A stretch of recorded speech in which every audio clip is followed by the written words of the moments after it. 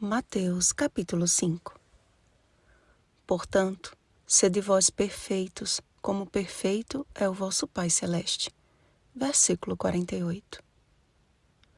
Jesus iniciou seu ministério público aos 30 anos, a idade inaugural do ministério sacerdotal.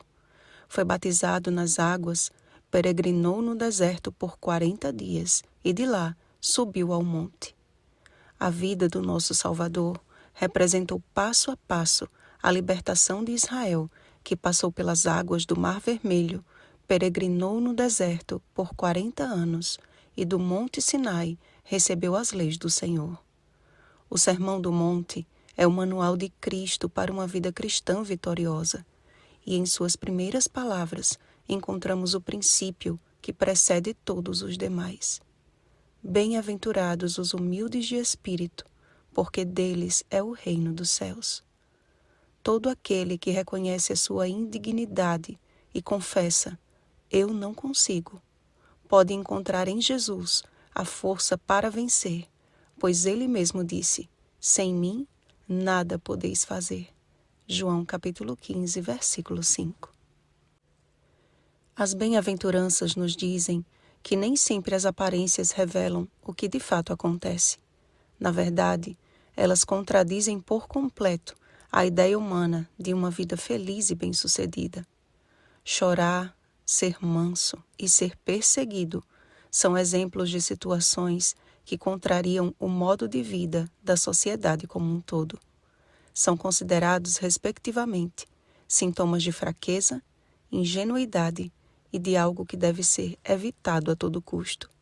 Ainda assim, Jesus afirmou que, independentemente das circunstâncias, nele somos verdadeiramente felizes e nos tornamos um testemunho que ilumina o mundo com a glória do Pai que está nos céus. Dessa forma, o cumprimento da lei de Deus já não é um fardo, e sim a mais íntima expressão de uma vida submissa a Ele. Mediante a forte acusação que enfrentaria, que colocaria em dúvida a sua obediência aos mandamentos de Deus, Jesus logo tratou em deixar claro o objetivo de sua missão, que certamente não incluía revogar a lei ou os profetas, mas cumprir toda a lei, engrandecê-la e fazê-la gloriosa. Isaías capítulo 42, versículo 21.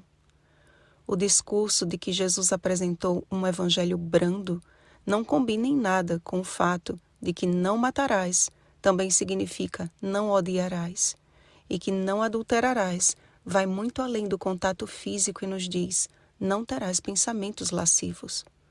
Aquele que muitos ousam afirmar que revogou a lei, que é a revelação de seu caráter e que ele mesmo esculpiu em pedras, Êxodo capítulo 31, versículo 18, na verdade, a ampliou até alcançar o que o Senhor vê em nós, as nossas intenções.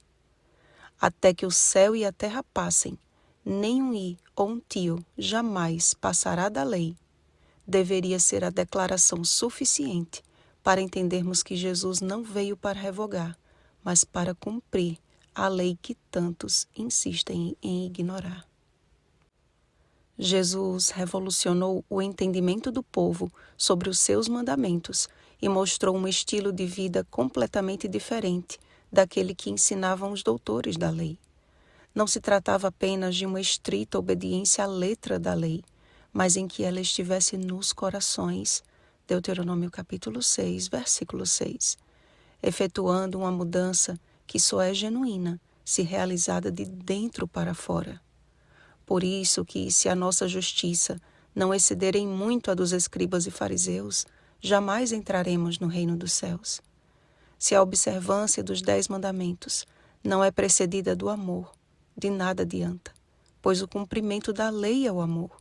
Romanos capítulo 13, versículo 10. Portanto, para que nos tornemos filhos do nosso Pai Celeste, a prática dos mandamentos devem ser o resultado de amarmos uns aos outros como Deus nos amou, pelo fato de ter Cristo morrido por nós, sendo nós ainda pecadores. Romanos capítulo 5, versículo 8. Eu, porém, vos digo, Amai os vossos inimigos e orai pelos que vos perseguem. Ora, parece que Jesus nos deixou não um evangelho brando, mas um evangelho praticamente impossível de ser vivido. Fica mais fácil agora compreender, porque ele começou o seu sermão dizendo: Bem-aventurados os humildes de espírito, e concluiu a sua primeira ideia com um pedido humanamente impossível: Sede vós perfeitos, como perfeito é o vosso Pai Celeste. Se tivermos o Filho em nossa vida, se Jesus habitar em nosso coração, as nossas boas obras serão tão somente o resultado do que Ele realiza em nós.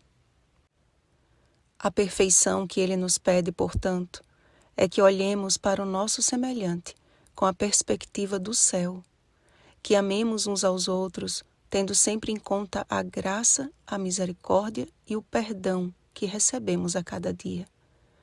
Você deseja ser perfeito como o Senhor é perfeito? Então, antes de olhar para o erro do seu irmão, olhe para a cruz de Cristo e permita que o Espírito Santo derrame em seu coração o amor, que é o vínculo da perfeição. Colossenses capítulo 3, versículo 14. Oremos, amados. Pai de amor, o Senhor deseja realizar em nós uma mudança que subjugue o nosso eu e nos faça receptáculos da justiça de Cristo. Pedimos, portanto, o Espírito Santo, nos convencendo do pecado, da justiça e do juízo e nos habilitando a viver a Tua vontade. Somos Teus, Pai. Aperfeiçoa-nos para Te encontrar. Em nome de Jesus. Amém. Vigiemos e oremos. Uma feliz semana, bem-aventurados. Oremos pelo batismo do Espírito Santo. Oremos uns pelos outros. Rosana Garcia Barros.